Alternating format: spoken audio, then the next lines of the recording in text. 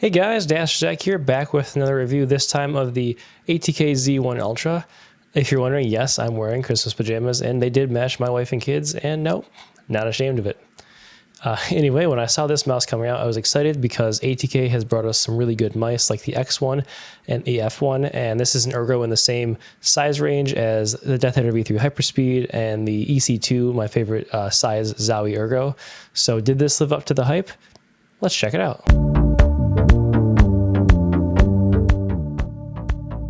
So here we have it, the ATK Z1 Ultra in the orange colorway. I'm actually borrowing this from a friend, but I believe if you look on AliExpress, you can get this Ultra for about $65 and the Pro Max for $60. For some reason, I can't seem to find the Pro anywhere on either their website or AliExpress, which is interesting. Not sure what's going on there. This also does come in at $70 for the Pro Max and $80 for the Ultra on the ATK site directly if you want to skip the drama of potentially not having your unit shipped from China, from AliExpress.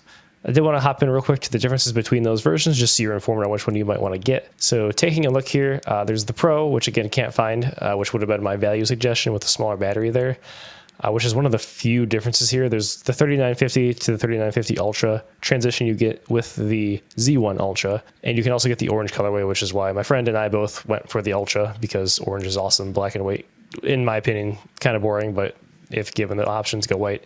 Anyway, they all claim to have the ice cool coating. We'll talk about that later. Same MCU, they all go up to 8K. And again, the battery gets larger in the Pro Max and the Ultra, adding about 4 grams of weight. So this is one of those instances where honestly, there really isn't much difference with the Ultra besides slightly better sensor with a few more features, performs the same, new colorway, and a bigger battery, which honestly, not a big deal in my opinion. So getting into the mouse itself, with the features in QC, looking at the bottom, it has standard ATK skates. They're fine, not great, thin, kind of scratchy, very usable, don't love them. Looking at the clicks, it uses the Omron opticals. They're very well implemented. They're lighter and a little less tactile if you click low, and a little stiffer and more tactile if you click toward the top. There is a little bit of play here. It's not crazy, but it's looser than I've seen on any other ATK mouse, so don't love that. The clicks themselves, though, the Omrons are pretty well implemented. They're very spammable, very light, and I do approve of that. One more thing with the clicks is if you press all the way down, you can get some grinding, and really you can see a lot more play there than even I demonstrated earlier. And that's not something I've experienced in other ATK mice either. You can kind of hear that grinding on the mouse. So a little bit lower quality on there as well. The scroll wheel on this thing is massive. I don't know if you can tell, but it's the largest scroll wheel I've ever seen. As far as the scroll wheel itself, it's very light in its steps and very, very spammable. So high marks for the scroll wheel. The side buttons are what I would say is a weak point. They are large and like almost Thorn-esque, and they are separate, which I appreciate. But I don't know if you can tell here, they're almost barely sticking out of the shell, which is not great and makes them like a little more difficult to press. The back button is, you can depress really deeply into the shell and it can play. There's a lot of play in it. The front button is not quite the same issue with as the back one, but like all to a lesser degree. Placement wise, it's not too far forward, not too far back, not too high, not pretty standard as far as that goes. The coating I mentioned in the intro, this claims they have an ice touch coating, which all of the ATK mice say they have. This, in my opinion, does not have a coating, or it's really weak. When I look at coatings, the ones that I say don't have a coating, they kind of feel like, in credit to Phalanges, my friend, a ping pong ball. And this just feels like a bare plastic ping pong ball to me, and not a mouse with a coating like the F1, like the X1. So like massively disappointed on this. It just feels like bare plastic, and it does really affect how I view the performance of the mouse. I do always add grip tape, but still it just feels less premium in hand with this weak to lack of a coating on it. I feel like I'm starting to sound overly negative, and this is not a bad mouse, but another issue that I noticed is you can produce quite a bit, if you see here, of side flex on the right side of the mouse. More than actually I've seen on the right side of any other mouse that I've tested. The left side, there's not a lot of flex, but the right, you can sink the right side of the shell underneath the right click, which is a little concerning. Like, it doesn't affect you in game, but like just an issue there with the build quality.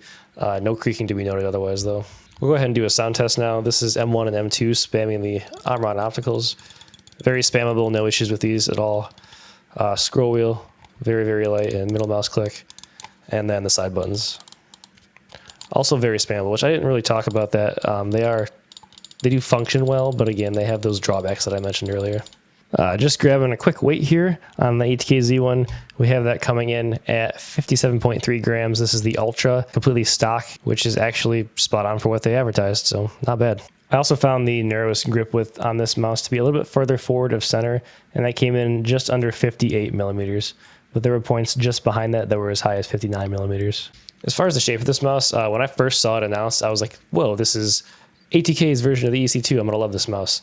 Not quite the case, and let's see why that is. So if I pull up this comparison here of the Z1 and the EC2, you can see that the Z1 flares out a lot more along a large part of the right side, almost the entire right side of the mouse.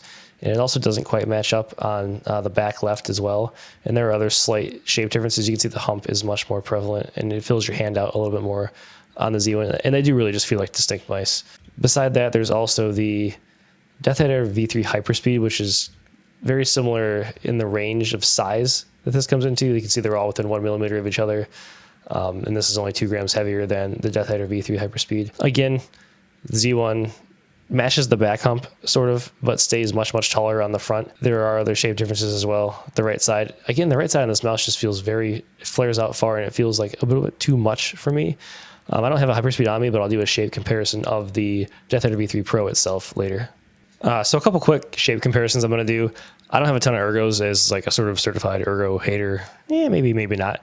Anyway, I do have an AJ179 Pro here, which is basically a 1-to-1 Lamzu Thorn clone. You can see that the Z1 Ultra here is just a larger mouse in general. It stays taller on the front right until the click height, which does get lower, and it tapers off over a longer distance here on the back. It also doesn't stay as consistently tall through the center, so that you get more like upper palm contact on the Thorn shape. If we take a quick look at the front here, you can kind of get an idea of just how large that scroll wheel is on the Z1 as opposed to your standard mouse.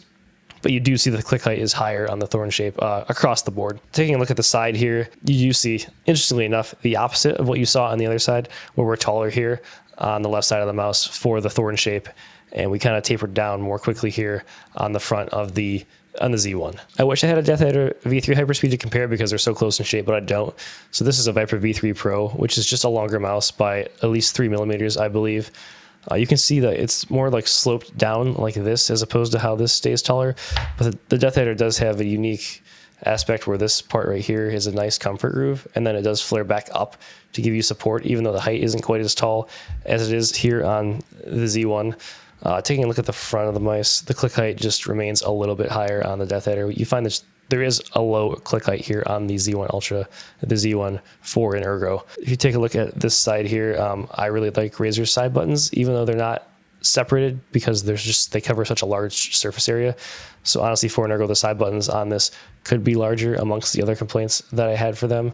The DeathAdder Pro, V3 Pro at least, just has a much larger amount of time to produce a hump, and it's a little bit taller in the center, so it does feel like it supports you, and it just contours to my hand, my 19x10 hands, and my tilted grip here a little bit better than the Z1 Ultra. So that about sums it up for my thoughts on the ATK Z1 Ultra. The mouse overall, given how much I was hyped for it, definitely disappointed me. I don't love the shape. I'm really disappointed in the QC, at least on my unit, that ATK put forth, as opposed to how good it's been on all of their previous units. It is positioned well in the market at the price point, specifically on AliExpress, to compete with other ergos, but it's not like a crazy deal. I can give it a slight recommendation, but not nearly as strongly as something like the Bad Lions Mad G or the Skyrox V8. Thanks everyone for listening. I've got a lot of feedback from the community recently, both through YouTube and Reddit, and I really appreciate that. It's been great talking to you guys. I did put out a poll recently on YouTube to help determine the nature of my next video, and a response to that would be much appreciated. And with that, we'll see ya.